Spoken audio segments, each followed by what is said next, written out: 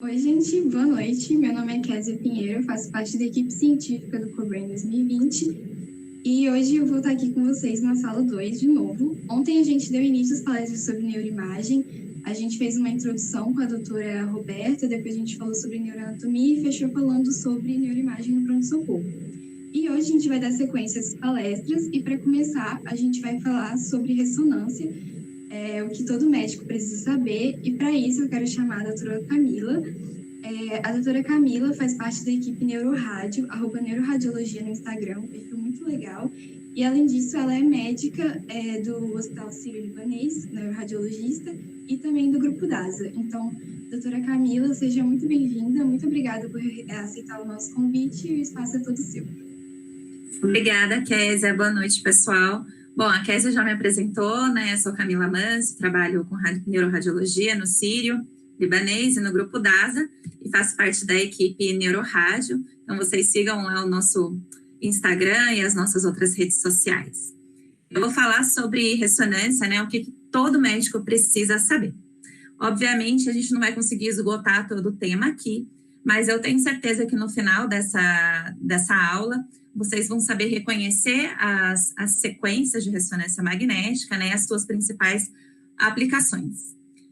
Então, como conceito inicial, assim, brevemente, né, o nosso corpo humano, ele é constituído basicamente, né, em boa parte por água e, portanto, por hidrogênio.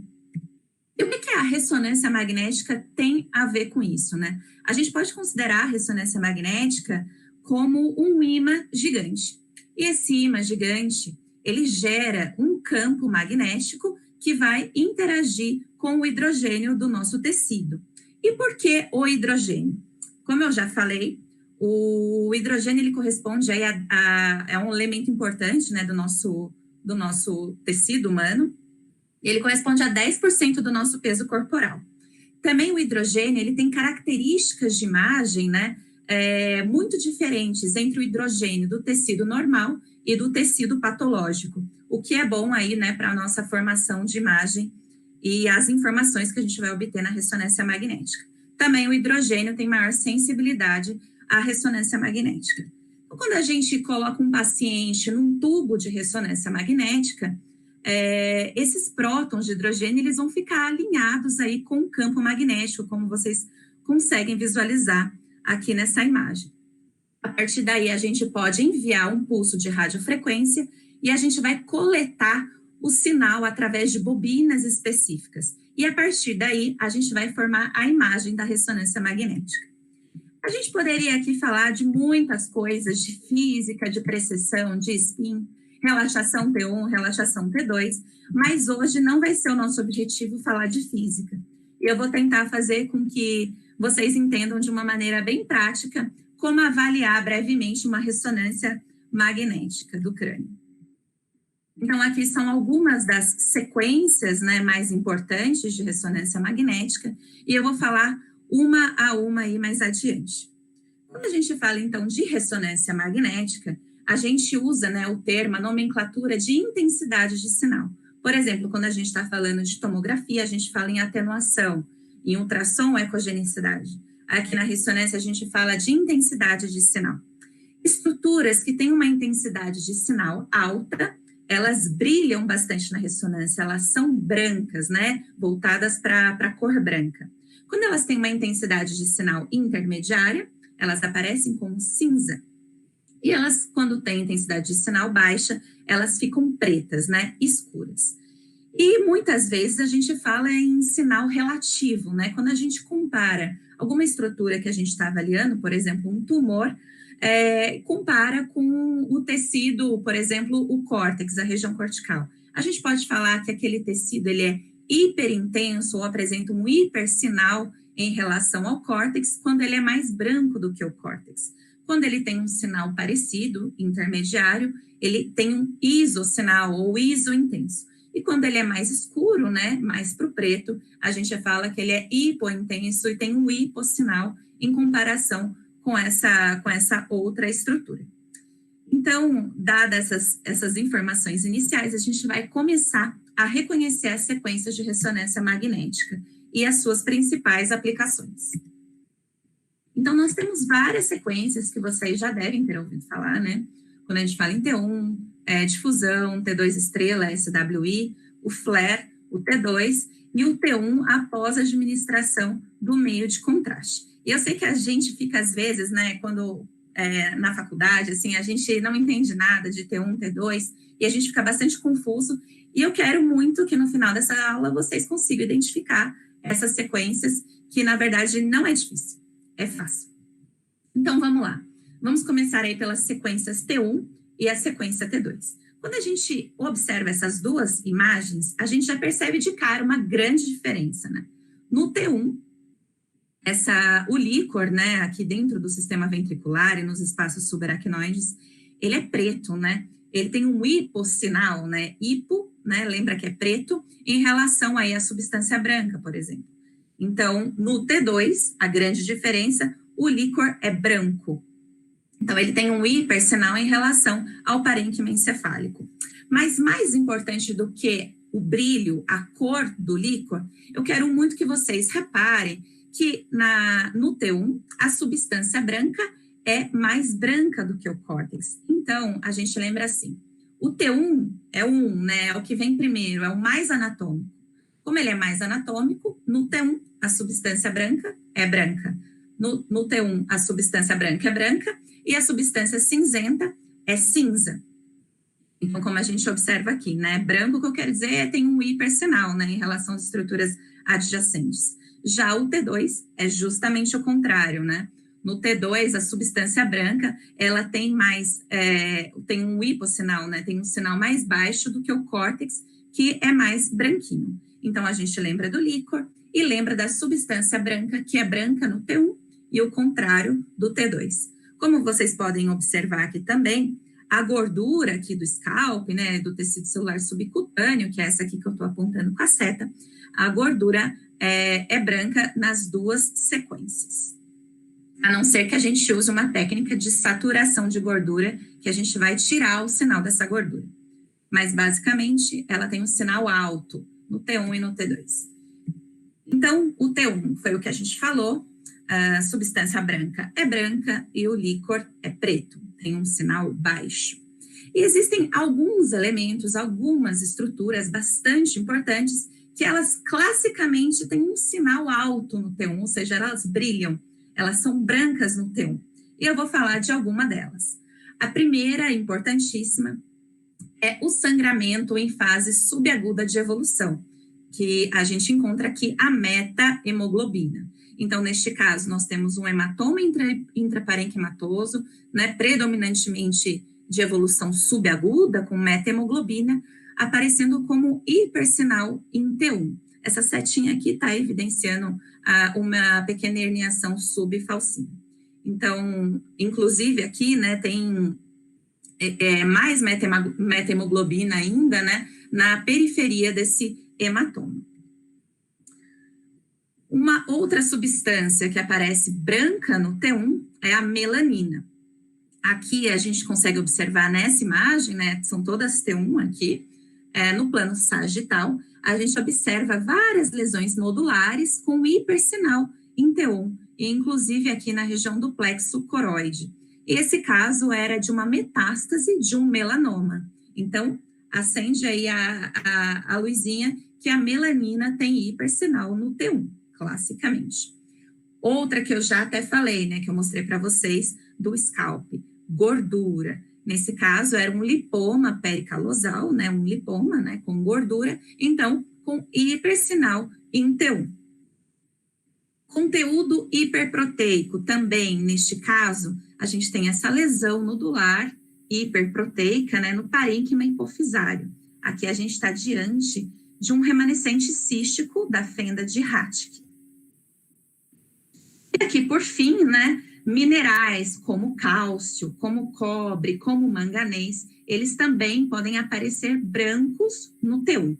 E aqui, o que a gente tem nessa imagem é classicamente um hipersinal em T1, envolvendo os globos pálidos. Isso aqui acontece na encefalopatia hepática, por acúmulo de manganês, neste caso. Então, vamos lembrar dessas 5 principais substâncias, né, que intrinsecamente é uma característica delas, elas têm essa característica de ter esse hipersinal em T1. Agora, por último, mas não menos importante, o gadolínio. O gadolínio, que é o contraste que a gente usa intravenoso, né, na ressonância magnética, ele vai ser administrado no paciente por via endovenosa e ele vai aparecer como hipersinal em T1 também, ou seja, nos vasos e nas estruturas que vão realçar, que vão impregnar por esse meio de contraste. Então, lembrando, a gente faz um T1 pré-contraste e quando injetamos o meio de contraste, a gente faz a imagem pós-contraste e o que vai impregnar aparece branco também. O T2, né, como a gente já falou, o T2, ele é contrário ao T1, né, a substância branca é cinza e a cinzenta é branca. O líquor é branco. E o que nós temos aqui que apresenta alto sinal, que fica mais branco no T2? São diversas estruturas, né? Diversas condições, né? Várias delas patológicas. Então, quando temos alterações patológicas, geralmente cursando com edema, aumento do conteúdo líquido, né? Com edema ou com gliose, eles vão aparecer aqui como um hipersinal no T2. Neste caso, a gente consegue visualizar algumas lesões nodulares, né? Aqui, e em volta esse halo de hipersinal em T2. E esse halo é sugestivo de edema vasogênico. Gliose também aparece alto sinal em T2, como também lesões desmielinizantes. E aqui, né, como fisiologicamente, eu já comentei, o líquor e a gordura também brancos no T2. O que pode aparecer preto? Né? No T1 eu falei mais das estruturas que aparecem brancas no T1, mas no T2 existem estruturas que vão aparecer com baixo sinal, que também são bastante importantes. E eu até vou falar um próximo slide um pouquinho mais sobre isso. O que pode aparecer preto, bastante preto no T2, são estruturas que apresentam algum grau de velocidade, estruturas intracranianas que têm algum grau de velocidade, fluidos que tenham movimento e velocidade suficiente para aparecerem como pretos no T2. E quando estamos diante de estruturas vasculares, por exemplo, neste caso, as cerebrais médias aqui, bem pretinhas na seta, também o seio sagital superior, a gente dá o nome de flow void. Flow void é justamente a perda do sinal, eles ficam pretos, e quando a gente tem um flow void preservado, ou seja, está pretinho no interior dos vasos, isso significa que existe uma patência vascular, que esses vasos estão livres, que não existe uma oclusão, que não existe uma trombose, por exemplo. Então, a gente vai falar aqui um pouquinho mais do flow void e algumas das suas aplicações aí na vida real.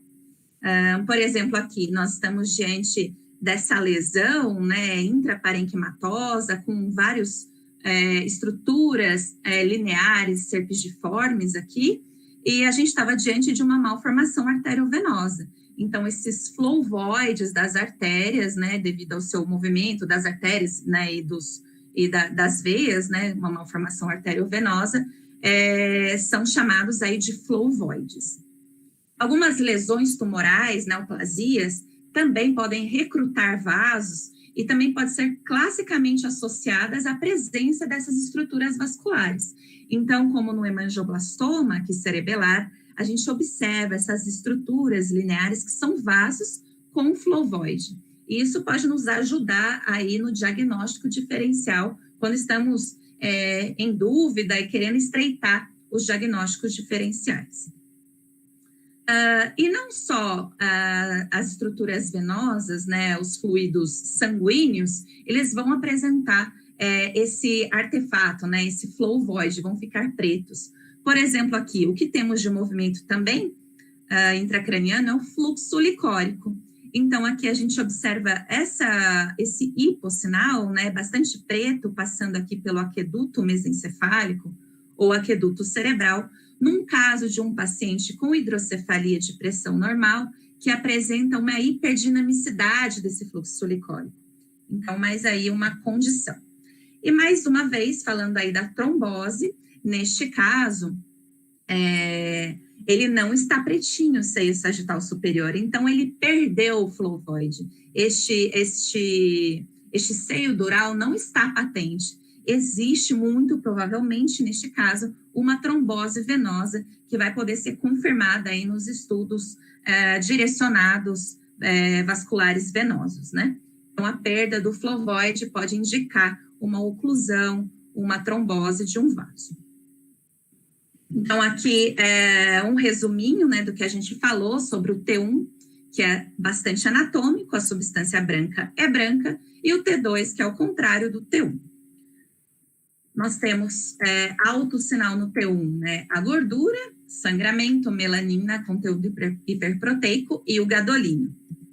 Alto sinal no T2, também gordura, lesões com edema, gliose, e o baixo sinal principalmente o flovoide. E o flare? O que a gente está se referindo quando fala em flare, né? O flare é basicamente um T2 e que a gente vai remover o sinal do líquor, ou seja, ele vai ficar preto. E aí já começa aquela confusão, né? Porque vocês lembram que o T1, no T1, o líquor é preto também. E aí começa a dar aquela confusão. Mas vocês se lembram que lá no começo eu falei que era para a gente guardar principalmente a informação de que no T1 a substância branca é branca. Então, o flare, como o flare é um T2 com saturação do líquor, com remoção do sinal do líquor, a substância branca ela é mais escura, certo? Então, aqui é a diferença de um T1, de um T2 e o flare. O flare, ele é muito bom também para detectar edema, lesões desmelinizantes e gliose. Como neste caso aqui, essa sequência, né, bastante importante neste caso, que é um aspecto de imagem bastante típico de uma condição, a gente observa essas lesões com hipersinal em flare, né, perpendiculares à linha ependimária, ao corpo caloso, também com acometimento justacortical, cortical e justacortical, periventriculares, bastante típico de uma doença desmelinizante, né? Bastante típico da esclerose múltipla. E agora a gente vai falar do T2 estrela e do SWI. Nós já falamos do T1, do T2 e do flare. T2 estrela e o SWI são sequências que são altamente sensíveis a distorções do campo magnético. Tá bom, né? Mas o que é isso? O que significa isso? Estruturas, substâncias como o cálcio, que é diamagnético, e principalmente hemociderina, que é paramagnético, são substâncias que vão distorcer o campo magnético. Como vocês podem observar aqui, o campo magnético ele é homogêneo e paralelo. Substâncias como cálcio, que são diamagnéticas, elas vão dispersar esse campo magnético. E substâncias paramagnéticas, como a hemociderina, vão concentrar este campo magnético. Tá bom, mas como é que a gente vai aplicar isso daí na nossa imagem, né? O que tem a ver? Tá bom. Quando a gente vai observar, quando a gente vai analisar uma sequência T2 estrela e um SWI, a gente vai identificar o cálcio, principalmente, né? O cálcio e a hemociderina com um artefato de suscetibilidade magnética. A gente vai usar esse artefato de imagem a nosso favor, na nossa análise.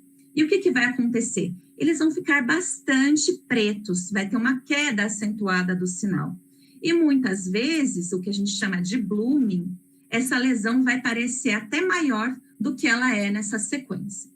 Vamos lá, mais um pouquinho sobre o SWI. Aqui, por exemplo, nós temos uma lesão nodular, né, no hemisfério cerebelar esquerdo. Esse aqui é um T2, tá, no plano axial. Quando a gente vai analisar essa mesma lesão na sequência SWI, a gente observa o efeito blooming. Essa lesão, ela parece maior do que ela é, né? Ela é menorzinha. Então, quando a gente for medir, a gente deve medir aqui, né, no T2, e não no SWI. E tem um sinal bastante baixo. Nestes casos, o que pode ser esse baixo sinal? esse baixo sinal pode ser calcificação ou hemosiderina. Em alguns casos, a gente não vai conseguir responder a essa dúvida, mas alguns equipamentos, a partir de um pós-processamento, nos dão a possibilidade ainda da gente diferenciar o que é calcificação do que é hemosiderina. E para isso a gente pode usar esse mapa de fase, né? Essa sequência de fase, que é essa daqui cinzinha, né? Toda cinzinha. Não tem aí a acurácia anatômica, né? Pouquíssima, né? Mas ela é boa para a gente identificar isso, para a gente analisar isso. Então, vamos lá. Neste caso aqui, a gente tem essa imagem SWI com baixo sinal, bem pretinho. Isso pode ser calcificação ou pode ser hemosiderina. A gente vai olhar como que ela se comporta no mapa de fase. Então, no mapa de fase, ela continuou pretinha. Como que a gente vai analisar, né? Agora, a gente olha os vasos. Os vasos, né, eles vão ter hemosiderina. Então, se eles estão brancos, se o vaso é branco e a lesão é ao contrário do vaso, ela provavelmente está se referindo aí a uma calcificação. Se ela tiver o mesmo sinal do vaso, ela vai ser provavelmente um depósito de hemosiderina. Então, aqui mais uma vez, a mesma coisa, a gente olha para as veias. Lesão com o mesmo sinal das veias, provavelmente sangue. Lesão com sinal oposto às veias, calcificação, como neste nosso caso aqui. Então, aqui mais algumas utilidades aí das sequências sensíveis, né, aos artefatos de suscetibilidade magnética, o T2 estrela e o SWI. Aqui, a gente observa essa lesão com hipossinal, né, na sequência de susceptibilidade magnética, e no pós-contraste, a gente observa que essa lesão impregnou, né, ela ficou branquinha, como eu falei para vocês, pelo meio de contraste. Além disso, como achado adicional, a gente tem esse realce ependimário. Neste caso, a gente estava diante de uma metástase. Metástases, principalmente que costumam cursar com sangramento, como é o caso de metástases de pulmão, também meta de melanoma. Então, a gente sempre vai avaliar essas sequências em conjunto, nunca sozinhas. Vocês vão ver como que elas podem nos dar bastante informações. Neste caso, neste outro caso aqui, vários focos aqui de marcado hipossinal no SWI, e a gente observa no FLAIR que existia um edema associado, né? Esse hipersinal no FLAIR, justamente no mesmo local onde havia estes focos de hemosiderina. Aqui a gente estava diante de uma angiopatia amiloide inflamatória. Neste caso, aqui também com aquele artefato de Blooming, né, duas regiões aqui no SWI. Quando a gente olha o T2, a gente observa esse aspecto bastante típico aqui, né, várias pequenas bolinhas que tem esse aspecto em pipoca. E isso daí sugere bastante um cavernoma. E neste caso aqui, somente o SWI, né, não tinha alteração no FLAIR e no T2, mas esse padrão de imagem bastante curioso, né? Esses múltiplos focos de baixo sinal no SWI, bem subcorticais, né? Distribuídos predominantemente na substância branca subcortical. Este paciente com uma história de choque séptico, provavelmente aí se referindo a uma síndrome da resposta inflamatória sistêmica, tá bom? Então, a gente tem que sempre olhar todas as sequências, ver se aquele foco realça, se aquele foco tem um aspecto típico no T2 e também, claro, a história, né, do paciente. Agora, a gente vai falar sobre a difusão e o ADC. A difusão, né? A difusão é uma sequência bastante conhecida, né, extremamente importante. Ela mede a facilidade com que as moléculas de água vão se mover em um determinado tecido. Aqui a gente vê a sequência de difusão propriamente dita, né? Ela basicamente parece um flare, né? Quando a gente olha assim, um flare mais borradinho. E o ADC é justamente o contrário aí da difusão, vamos dizer assim.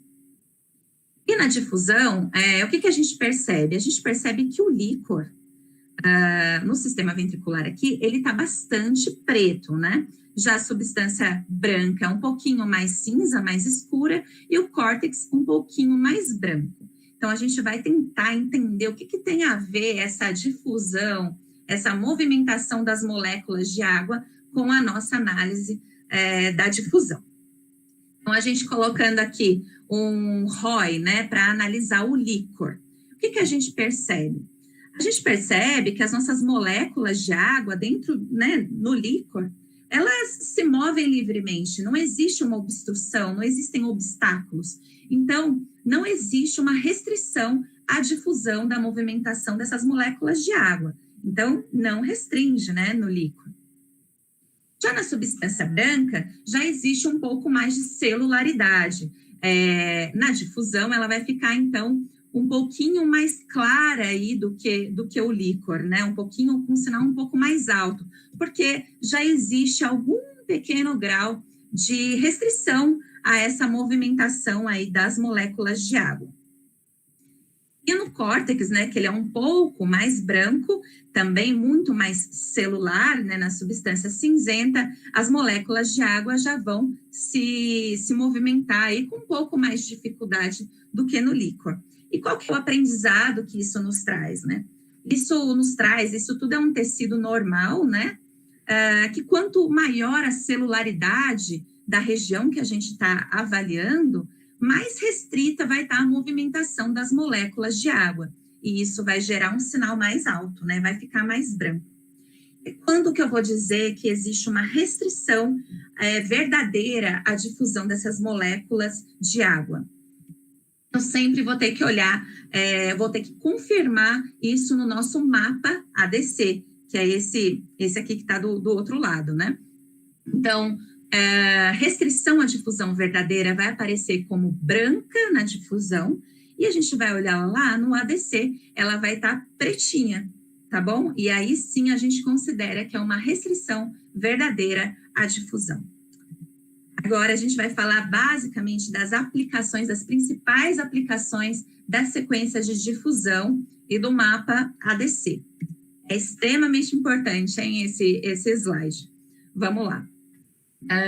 Uma das primeiras condições aqui, a primeira condição que a gente vai falar é o insulto vascular isquêmico, né, o AVC. Aqui nós temos a sequência de difusão propriamente dita, com hipersinal na difusão, e nesse mesmo local tem um sinal mais baixo no ADC, então nós temos uma restrição verdadeira à difusão das moléculas de água. No caso de AVC, então, é bastante típico que ocorra essa restrição à difusão. E por que ocorre restrição à difusão no AVC? Devido à obstrução do fluxo sanguíneo, né, existe uma alteração, redução do ATP, né, da utilização energética, da demanda energética, também com alteração da bomba de sódio e potássio. Isso vai fazer que haja um influxo de água nessas células, e elas vão ficar inchadas, bojudinhas, né? Então, a água, as moléculas de água que estão aí no meio extracelular, por causa das células estarem bastante gordinhas, né, edemaciadas, elas vão ter dificuldade aí de se mover, e isso vai gerar restrição à difusão. Um outro processo, né, diferente do caso do AVC, mas que também cursa com restrição à difusão, são tumores que apresentam alta celularidade, como é o caso do linfoma, que é este caso aqui. Vocês vejam aqui uma lesão com hipersinal na difusão e pretinha no ADC, com restrição verdadeira. Isso também ocorre em tumores embrionários, também ocorre nas porções sólidas de glioblastoma, né, que são bastante celulares. Então, pela quantidade de células nesse tecido, pelo mesmo motivo, as moléculas de água aí ficam com restrição à sua movimentação. E por último, o conteúdo purulento de um abscesso. Pelo mesmo motivo, as moléculas de água vão ficar com movimentação restrita, porque existe debris lá dentro, restos de membrana, restos celulares, conteúdo hiperproteico, e tudo isso faz com que, classicamente, um conteúdo purulento restrinja a difusão. E vai aparecer com este aspecto, com hipersinal na difusão e baixo sinal no mapa de ADC. Agora a gente vai falar do T1, né, após a administração do meio de contraste. Quando a gente fala que uma substância tem impregnação pelo meio de contraste ou realce pelo meio de contraste, como eu já mostrei para vocês, ela vai ficar branca, né, no T1. T1, após a administração de meio de contraste, ela vai ficar branca. E no sistema nervoso central, essa impregnação, ela vai acontecer basicamente pela combinação desses dois processos, né? Pelo processo intravascular, né, dentro do vaso, e intersticial, extravascular. E nós temos aí uma condição, né, que todo mundo conhece, né, no sistema nervoso central, que é a barreira hematoencefálica, né? Então, a gente está pensando em como é que esse realce vai acontecer, já que a gente tem essa barreira hematoencefálica, né, que é uma barreira física entre os capilares, né, entre os capilares sanguíneos e o parênquima cerebral. E o que a gente observa aqui, né? Uma barreira hematoencefálica normal, a gente observa aqui o lúmen, né, vascular, e aqui as células endoteliais. Essas células endoteliais, na maior parte do sistema nervoso central, elas vão ser contínuas, né? E elas são conectadas aí por essas proteínas de junção. Então, essa barreira hematoencefálica cerebral, ela tem uma permeabilidade seletiva, tá bom? Essas proteínas, esse endotélio é bastante juntinho, bastante apertadinho. Aqui nós temos a membrana basal e os pericitos. E já aqui o parênquima cerebral. Em condições aí patológicas, pode haver uma disjunção dessas células endoteliais, ocorrendo uma fenestração da barreira, né, hematoencefálica, e neste caso, como aqui infiltração de células tumorais com a barreira hematoencefálica alterada, havendo aí uma passagem, né, do meio de contraste por essa barreira que está quebrada, né? Então, essa substância, essa estrutura, realçando, impregnando pelo meio de contraste, como em neoplasias e outras diversas condições patológicas. No entanto, aí existe uma exceção, né? No sistema nervoso central, existem algumas estruturas que fisiologicamente têm uma barreira hematoencefálica fenestrada. E por este motivo, elas vão normalmente, né, é normal, a gente vai visualizar isso em todos os exames, isso não é patológico, isso é normal, por a sua barreira hematoencefálica ser fenestrada, elas vão impregnar normalmente pelo meio de contraste. E aqui eu mostrei algumas dessas estruturas, né, principais. Essa aqui, do lado esquerdo, é uma ressonância, né, um T1, antes da administração do meio de contraste. Essas outras duas aqui, no plano axial e no plano sagital, após a administração do meio de contraste. E quais são essas estruturas, né, cuja barreira hematoencefálica não existe, né, ou é fenestrada? Aqui, por exemplo, o plexo coroide, como vocês podem ver, antes do contraste ele não era branquinho, e após a administração ele impregnou. Outras estruturas clássicas, né, a hipófise, a haste infundibular, a glândula pineal, também branquinha aqui, e um pedacinho aqui, né, que é um realce bastante fininho, meníngeo, né, da dura mater, que é um realce fininho, que também é normal de ser observado devido a essa falta da barreira hematoencefálica.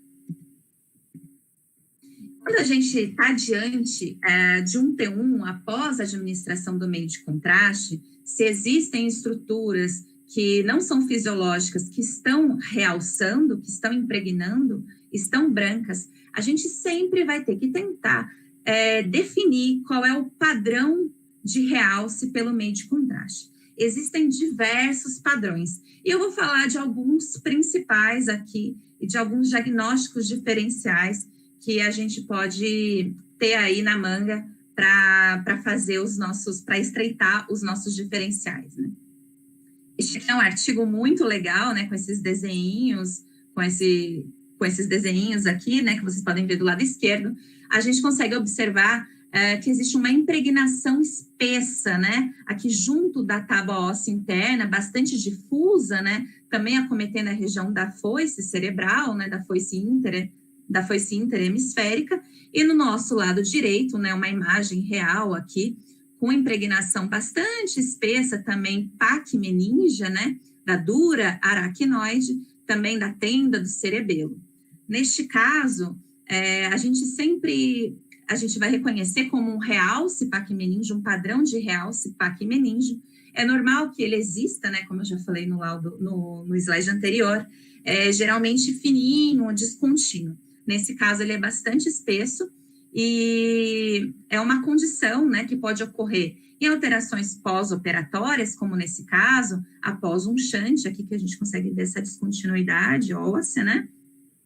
Em casos classicamente de hipotensão intracraniana, alterações, disseminações meníngeas, né, de neoplasias, como metástases de mama, de pulmão, linfoma secundário, também doenças granulomatosas, como sarcoidose, como tuberculose, e de uma forma mais focal, mas não difusa, assim, né, de uma forma mais paquimeningia nodular, o meningioma também, né, que é uma lesão extraaxial de origem meningotelial, né, de origem meninge. Então, vocês fiquem aí, anotem esses diferenciais do realce paquimeningio. Um outro tipo de realce bastante importante da gente reconhecer, né, é o realce leptomeningio. E como que a gente vai identificar pela imagem, né? Aqui, como vocês veem do lado esquerdo, esse esqueminha, o que está branquinho está delineando aí os sulcos, né? Sulcos e cisternas, aqui neste caso, é o que significa aí a impregnação pelo meio de contraste. Na nossa imagem, a gente consegue visualizar, né? Esse realce, essa impregnação que vai aí entrando junto dos sulcos, né? No espaço subaracnoide. Aqui também um realce junto das cisternas, realce interpeduncular, né? Tá vendo? Tá tudo branco aqui em volta, aqui também na região frontobasal. E quais são os diagnósticos diferenciais principais quando estamos diante de um realce leptomeningio? A gente tem que lembrar de cara de meningite, né? De um processo inflamatório infeccioso leptomeningio, pode ser bacteriano, viral, fúngico, e também processos neoplásicos, né? Como carcinomatoses, né, leptomeningias. Então, sempre termos na manga aí esses diferenciais quando estamos diante de um realce leptomeningio. Este aqui é o nosso realce giral. É um realce intraaxial, né, que ocorre aqui junto do córtex, né, e então ele se chama giral, né, porque ele vai acompanhando aí os giros cerebrais, né, como vocês podem ver aqui do lado direito, no lobo temporal, no giro do cíngulo e também aqui na região insular. E quais são os diagnósticos diferenciais quando estamos diante de um realce giral? A gente lembra das causas vasculares, né, de AVCs, geralmente em evolução subaguda, e também de processos inflamatórios infecciosos, como nos casos de encefalites. Muitas vezes, na verdade, a gente usa muito esses padrões na vida real, não é só teoria, é prática mesmo. E a gente, muitas vezes, pode ser difícil da gente diferenciar. Então, como que a gente pode tentar diferenciar aí causas vasculares de processos inflamatórios infecciosos, como no caso de encefalites? As causas vasculares, geralmente, têm uma evolução mais aguda, né? AVC, uma evolução, uma sintomatologia mais aguda, né? Que geralmente acomete aí um território arterial vascular. Já os processos inflamatórios infecciosos, eles vão acometer independente dos territórios arteriais, né? Podem ultrapassar esses territórios arteriais e geralmente tem uma sintomatologia e uma evolução um pouco mais indolente, né? A depender do processo infeccioso relacionado. Mas então, realce giral, causas vasculares e processos inflamatórios infecciosos. Eu acho que esse aqui é o último padrão de impregnação pelo meio de contraste, é o padrão, não menos importante, né, de realce nodular. Estes realces nodulares, né, vocês podem ver bem similar aqui ao desenho, né, geralmente aqui como neste caso, acometendo mais as regiões periféricas, córtico-subcorticais, são bastante típicos relacionados à disseminação hematogênica, né? Por exemplo, com metástases, está escrito aqui errado, né? Metástases, né, neoplásicas e também embolia, geralmente, então, supratentoriais nos territórios aí das artérias cerebrais médias. Então, realces nodulares, principalmente córticos subcorticais, nos fazem lembrar de metástases, né, e também de embolias. Agora eu vou falar bem rapidamente dos estudos vasculares, né, só para ter uma ideia, e depois a gente vai fazer um breve resumo aí para a gente ver se essas informações entraram na nossa cabeça. Então, a angiorressonância arterial intracraniana, quando a gente vai avaliar os vasos intracranianos, né, arteriais, a gente usa basicamente essa sequência sensível a fluxo, né, que a gente chama de sequência TOF. E o TOF, ele vai identificar o fluxo intravascular, né, o fluxo, né, que está no lúmen das artérias. Então, ele vai aparecer assim, branquinho, e a gente vai conseguir analisar muito bem as estruturas arteriais. E apesar da gente, quando a gente fala, né, que vai fazer uma avaliação vascular, a gente de cara, às vezes, já pensa em contraste. Mas, nesse caso, essa sequência nossa, ela é sensível a fluxo. E não há necessidade, né, não se usa a injeção do meio de contraste para a realização dessa angiorressonância arterial intracraniana, tá bom? Então, a gente vai avaliar aí o lúmen vascular, né, como é que está esse fluxo. É uma sequência que pode dar bastante artefato, né, mas como vocês podem ver aqui fazendo, a gente tem essa possibilidade de fazer um MIP, né, uma reconstrução, e fica bem bonita aí o sistema arterial intracraniano. Já quando a gente vai analisar as artérias do pescoço, né, basicamente a gente avalia aí as artérias carótidas, né, e as vertebrais. Como vocês podem ver aqui neste caso, mostrando aqui para vocês, a gente fez uma sequência 3D TOF, neste caso, de arterial cervical, né, e a gente aqui já nota uma coisa meio esquisita, né, que a gente tem aqui as carótidas, as artérias carótidas, e a gente tem a artéria vertebral esquerda aqui com fluxo, né, bonitinho. Já a vertebral direita aí tá meio sumida, né, a gente não tá conseguindo identificá-la muito bem. E quando a gente usa o meio de contraste, né, essa artéria vertebral direita, ela tá contrastando normal. E aí, o que isso pode significar, né? Ela está ocluída, essa artéria vertebral, o que está acontecendo? Na verdade, ela não está ocluída, porque ela está contrastando, né? Se entrou contraste ali dentro, se passou contraste, ela está livre, ela está aberta, né? Mas na nossa sequência 3D TOF, a gente pode usar uma banda, né? Usa-se uma banda de saturação que vai reconhecer o fluxo, neste caso, em um sentido. Então, as artérias carótidas e a vertebral esquerda estão com fluxo ascendente normal. Já a vertebral direita não apareceu aqui porque ela está com fluxo invertido. Ela está patente, mas o fluxo inverteu. E isso pode acontecer na síndrome do roubo da artéria subclave, que é bastante interessante aí, por imagem. Fica a informação aí de alguns diagnósticos também que a angiorressonância arterial cervical pode nos trazer. E a venosa intracraniana, né? Aqui a gente geralmente se usa o meio de contraste, né? Ajuda bastante. Aqui a gente observa que os seios durais estão contrastados, né? Branquinhos e bonitinhos, o seio sagital superior, o lateral esquerdo. Já o lateral direito apresenta essa falha de enchimento, né? Essa falha da contrastação. E aqui a gente estava diante de uma trombose venosa, como a gente pode observar aqui, né, nessa reconstrução MIP, que é do lado ao contrário aqui, né? E aí, só para a gente lembrar do que a gente falou, né, dos conceitos que a gente aprendeu, e o flow void, lembra o flow void? O flow void, como é que ele vai ficar diante dessa trombose venosa? O flow void vai ficar perdido, né? Vai se perder o flow void. O flow void pretinho, normal, aqui do lado esquerdo, e ficou branquinho por causa da trombose no lado direito, né? No seio lateral direito. só para a gente recordar aí do uso do nosso T2, né? Mais uma, por último aí, o uso dessa técnica, né, que é um T1 de alta resolução, muito legal, que está em bastante uso, bastante estudo, o Vessel Wall, a gente chama de Vessel Wall. Ele, basicamente, a gente consegue estudar muito bem a parede do vaso. Diferentemente das outras situações que a gente estuda mais o lúmen, né, no Vessel Wall a gente consegue ter informações para estudar a parede do vaso.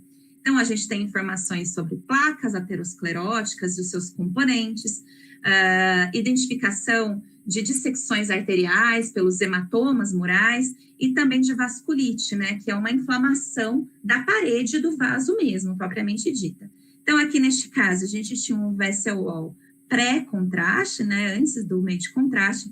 A gente observa essa parede do vaso, né, aqui do lado do pretinho, que está mais cinza, espessada, e após a administração do meio de contraste, essa impregnação importante. Era um caso de uma vasculite mesmo, de uma paciente lúpica. E, por último, a nossa história clínica, né? Por que ela é importante, onde ela vai entrar? Por exemplo, aqui, nós temos o caso de uma mulher de 36 anos. Essa mulher apresentava uma alteração de sinal no FLAIR e no T2, né, da região mesial temporal, acometendo os hipocampos, né, bilateralmente, um pouco mais extenso aqui nesse T2, né, do lado esquerdo. E esse padrão de imagem, ele pode acontecer em diversas situações. Então, se a gente fala na clínica que essa paciente tem uma febre, um rebaixamento do nível de consciência, a gente tem que pensar de cara numa encefalite herpética, por exemplo, que vai demandar um tratamento rápido, né? Bastante importante, né? Esse diagnóstico a gente nunca deve se esquecer. Se é uma paciente que teve um quadro de convulsão, já trata uma epilepsia, teve um escape, uma convulsão, isso pode ser alteração pós-ictal, por exemplo. Se é um caso de uma evolução subaguda com sintomas psiquiátricos, será que a gente está diante de uma encefalite autoimune, de uma neoplasia, né, de um glioma? Então, vocês podem ver que são diagnósticos completamente diferentes, com prognósticos completamente diferentes e que a imagem pode ser bastante semelhante. Então, eu estou pedindo aqui para vocês, mesmo os que não forem fazer radiologia, e forem a especializar em outras áreas, neurologia ou qualquer outra área, o como é importante a gente ter acesso à história clínica, né? Sempre colocar a hipótese diagnóstica, o que vocês estão procurando quando solicitarem exames de imagem, não só do crânio, né, mas do corpo todo. Aqui mais um exemplo, né, de epidemiologia. A gente observa nessa imagem T2, né, o líquor branco, tá vendo? O globo também. Essa lesão expansiva no hemisfério cerebelar esquerdo, né, que é uma lesão cística, né, com um líquido aqui dentro. Aí a gente observa que tem um nódulo mural nessa lesão. E esse mesmo nódulo, nessa sequência que é T1, após a administração do meio de contraste, ele vai realçar, está realçando. Então, se a gente fala que está diante de um homem de 30 anos, a gente pode pensar num hemangioblastoma, por exemplo. Se a gente está diante de uma criança de 9 anos, essa lesão, muito mais provavelmente, vai estar relacionada a um astrocitoma pilocítico.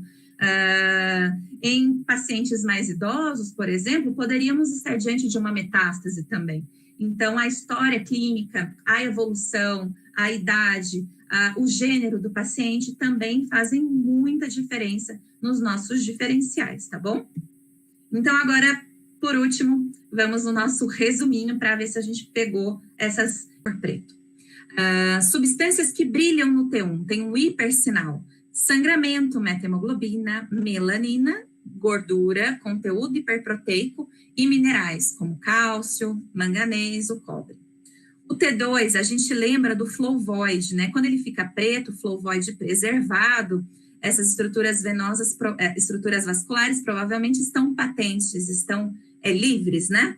E assim como o FLAIR, né, o T2 também, são muito boas para identificar edema, gliose, lesões desmelinizantes. A difusão e o ADC. difusão com alto sinal, a gente confirma se ela realmente tem restrição à difusão. Daí ela vai estar pretinha no ADC. Em casos de AVC, em tumores com alta celularidade, como o linfoma, e conteúdo purulento, num caso de abscesso, de um empiema. O T2, estrela e o SWI. A gente lembra que vamos identificar, nestes casos, o cálcio e a hemosiderina com baixo sinal nessas sequências. E quando a gente olha lá, se a gente tiver disponibilidade desse mapa de fase, a gente vai conseguir comparar com o vaso e dizer se aquilo mais provavelmente é cálcio ou se é hemosiderina. E por último, os padrões de realce, né? Não são só esses, são vários, mas esses são alguns dos que eu falei aqui. E a gente sempre tentar identificar qual é o padrão para estreitar os nossos diferenciais. Então, como mensagem final, né? Isso tudo faz parte de um quebra-cabeça. E a gente tem que ter todas as peças aí para conseguir fechar esse quebra-cabeça. Então, a epidemiologia é extremamente importante, de onde esse paciente vem, qual é a sua idade, gênero, os sintomas, né, quais foram os sintomas demonstrados por este paciente, a evolução, se foi uma evolução rápida, abrupta, indolente ou não. E a gente entra aí com a imagem, né, que não é menos importante, muitas vezes ela é a primeira peça desse quebra-cabeça, né, mas é uma especialidade incrível, né, a neuroradiologia, bastante desafiadora. Eu imagino que a maioria de vocês, né, com interesse em neurociências, devem ser pessoas que se interessam aí por desafios diagnósticos, e a neuroradiologia é justamente isso. A gente junta essa pecinha da imagem com as informações clínicas e, às vezes, mesmo dentro da mesma imagem, usando pequenas dicas daquele exame, vão fazer a gente chegar num diagnóstico final ou estreitar esses diagnósticos, podendo ajudar muito o paciente e o médico que solicitou também. Não se esqueçam de seguir nas nossas redes sociais, o nosso Instagram é @neuroradiologia e as nossas demais redes sociais no YouTube, podcast e no LinkedIn. Eu agradeço a atenção, pessoal. Doutora Camila, muito obrigada. Eu amei essa aula, foi ótima, muito didática. O pessoal também já está comentando aqui no chat que eu vou acompanhando, gostando também, elogiando. Então, muito obrigada. Obrigada. E a gente ainda tem um tempinho, então se alguém quiser mandar alguma pergunta, temos 5 minutos antes da próxima palestra. Eu consigo sair daqui dessa apresentação, será? Posso baixar? Consegue. Tá. Aí, mas se você quiser manter também. Tá, é que eu prefiro enxergar aqui o pessoal, a tela. Acho que é isso, então. O pessoal está elogiando aqui. Doutora Camila, muito obrigada, então, mais uma vez. E agora, Obrigada. pessoal, eu vou pedir para vocês aguardarem até a próxima aula, que vai começar às 8 horas. Obrigada, pessoal. Tchau, tchau.